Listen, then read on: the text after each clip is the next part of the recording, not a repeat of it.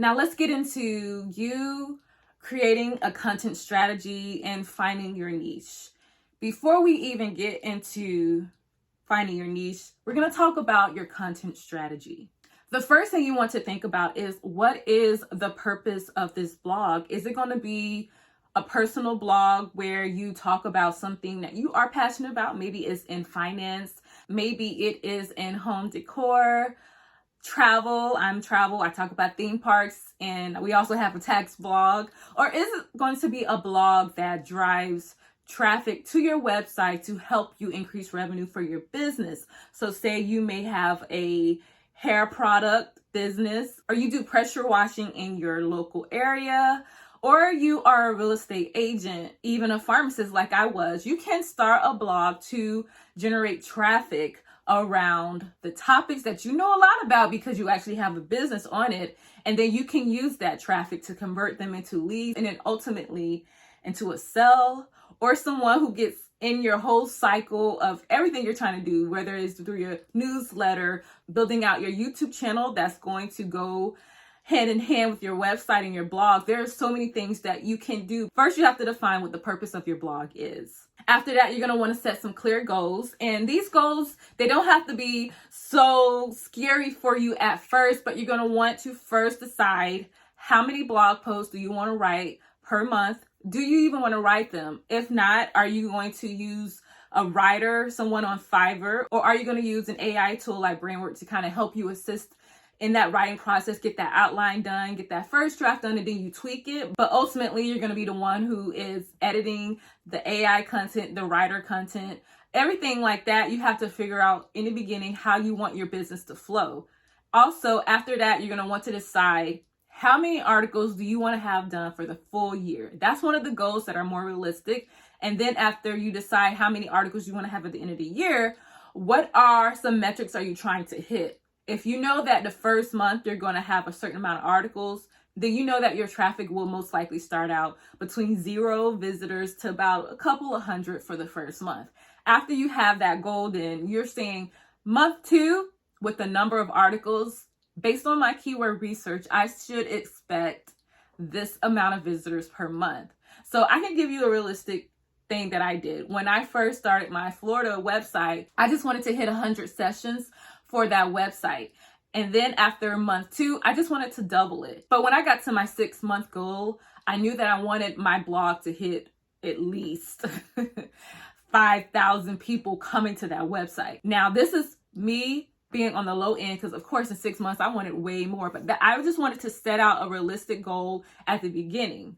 Now, if you do proper keyword research, decide that you want to have 10 articles written each month, and you know that each article should bring at least 100 people, then you know that those 10 articles for that month will get you to 1,000 sessions per month. Now, if you add another 10 articles the next month that are averaging about 100 people for your website, then you can double that amount. And that's how you can predict how much traffic you can get for your website. But of course, you want to get keywords that are low competition and, at least get 1,000 people to your website so that you can get some good money coming into your blog quickly. But like I always said, we're going to go over that later. Right now, we're just talking about the strategy. The next thing when planning your content strategy is to decide, what type of content are you going to have on a website and how often are you going to put out that type of content? Now, what I mean by this is that these are the main type of content articles that you can write for your blog. You have the how-to articles.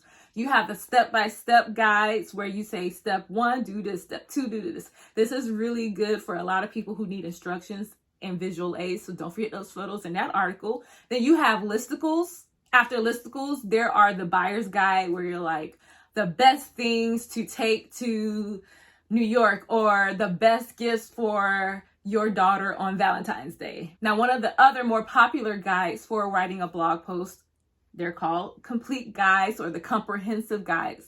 Those are what we call the full cornerstone content of blogging, meaning when someone lands on that article, they're going to get the ultimate, basically a book, a mini book on that particular keyword.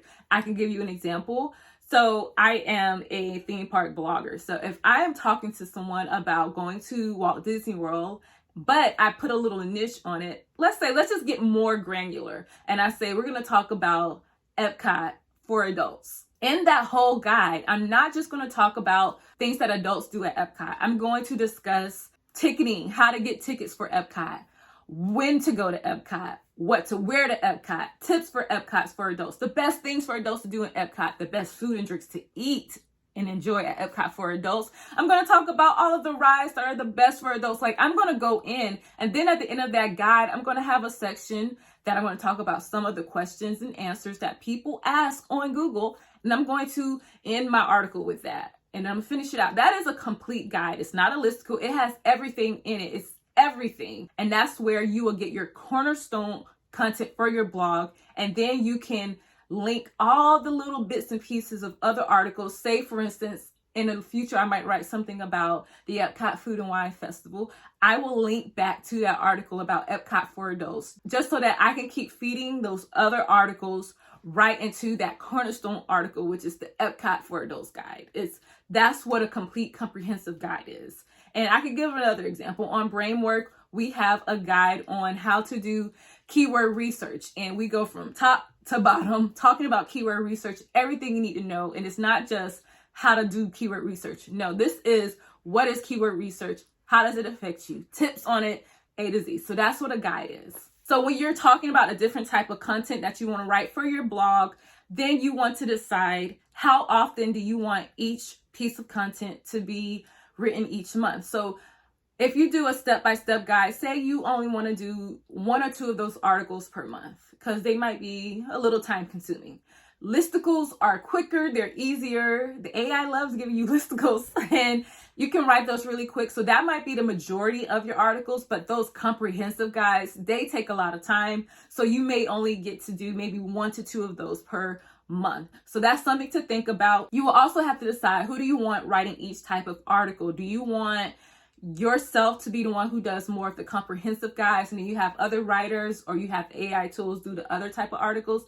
All of that has to come out in your content strategy. After you have decided the type of articles you want to do, how often you want to write about your articles, then you move on to keyword research. And now your keyword research, combined with your passion and the purpose of your blog, that's going to help you decide the type of niche you're going to be in for your blog. Now, if you already have a business like a pressure washing business, then a lot of your content is going to be helpful guides for everyday people, where you're telling them, okay, this is what to look for on your driveway. I'm not a pressure washer, so I don't know all the terms, but those are the kind of keywords that you are going to be looking for. And you're going to also want to start with top 20 questions that you ever get, or anybody ever ask you about your particular product, your brand, your niche, your passion, anything that you get a lot of those questions.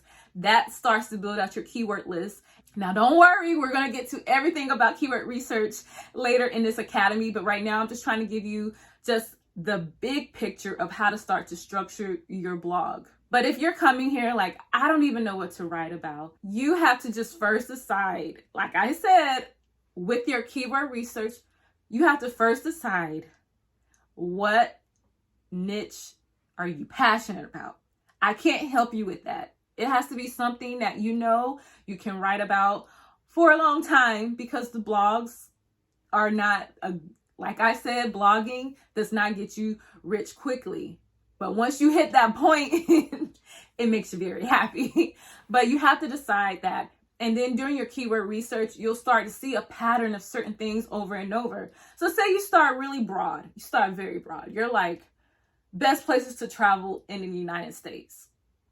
You keep seeing New York, New York, New York, New York or California, and you happen to live in that state. And then you see a lot of keywords like, what are the best things to do in California? What are the best places to stay? What's the best city to live in California? Then you're starting to figure, I've lived in California my whole life. I love living here. Maybe I should write about California. And that can help you start building out your content just in your head. You can jot down some notes before you get to your true keyword research. After that, you can come up with a name for your blog if you don't already have one. It could be something simple as California travels, travel to California for adults, or travel to California for families, California for families, like something that is easy to remember and something that people can easily find online and that they can type. If you say it in a mixer or you're out blogging somewhere, someone like, what do? You say, hey, I blog at California for Families. Something very simple. So now that you know your purpose, you set your goals, you know what type of articles you're going to write and how often you're going to write them and who will write them. Now it's time to get to writing. And before you launch your blog, or even if you make that big announcement that your blog is live or you've updated your blog, you want to have at least 5 blog posts ready for launch. And I know you're like, why do I need that? I can do it. Trust me. Have your 5 blog posts ready. You can always go back and update them and update the date on them, but you want to have them ready to go at live or when you're making the big announcement that your blog is ready. So when people come there, they have something to read. You don't want someone to just go to your blog. They have one blog post and they're like, okay, what do I do? No, you want them on that blog and say, hey, this is the next blog that can help you after you finish reading this blog over here. So that is one of my tips for you to have. Now, you're good to go, and we're ready for the next lesson.